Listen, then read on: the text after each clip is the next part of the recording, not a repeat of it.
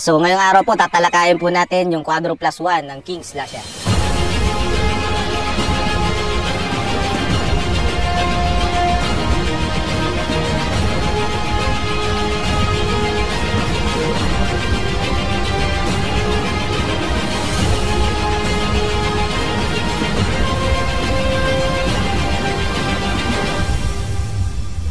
Ngayong araw tatalakayin po natin ang Lebron. Marami ulit nagtatanong, ano nga ba si Lebron?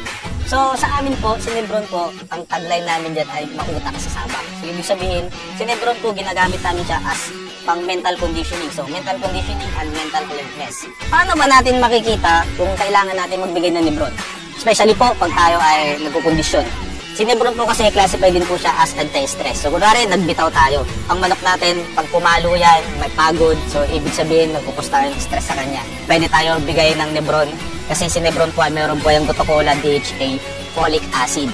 Combination drug ulit po siya na pwedeng magbalik ng normal na lakas ng manok natin. Kasi nga, siya ay stress nung panahon na siya ay kinukondisyon, na nasa panahon siya ng pagkondisyon.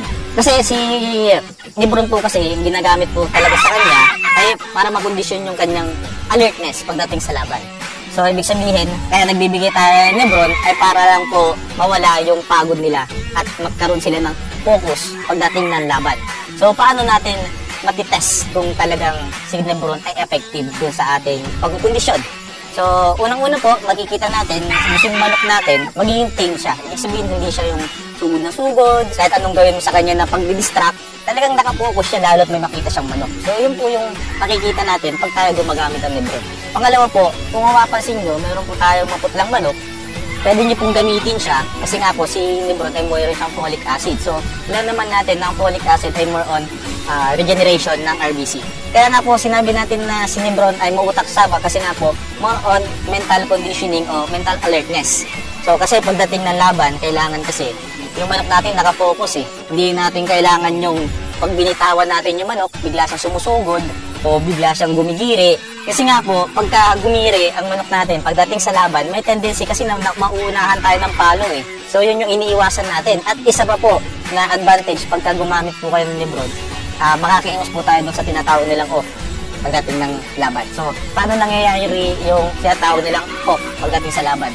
So, mga casting na rueda, parang mabigyan lang po kayo ng input o insights doon sa sabi nila nag-off. Kasi yung mga naririnig po ako na panalo sana yung manok ko, yun nga lang, nag-off siya.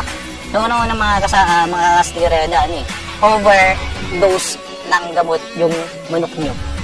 Kasi, ang gamot po natin, especially mga injectables, pag yan po hindi na-synthesize ng katawan ng manok, pinapatulog niya yung manok natin o yung manok na kinukondisyon natin. So, ibig sabihin, pag natulog yung manok natin, kahit anong gising mo yan, kahit anong gawin mong pampika, pagdating ng laban, tulog po siya kasi nga overdose po siya. Yun din po. Kaya nag-off ang manok kasi sobrang po siya ng gamot. O kung hindi man siya nasobrang sa gamot, hindi niya na-utilize ng maayos yung gamot na naibigay sa kanya. Ang Lebron po, binibigay po yan sa maintenance. So, maintenance po natin napakadali lang. 1 beses lang po sa 1 linggo.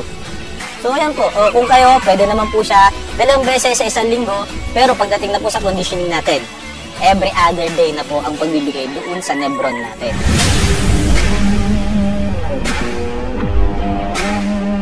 So, yun mga casting na rueda, sana po ay nakatulong ulit ako sa inyo dito sa kung paano at saan ba ginagamit si Lebron. Maraming salamat.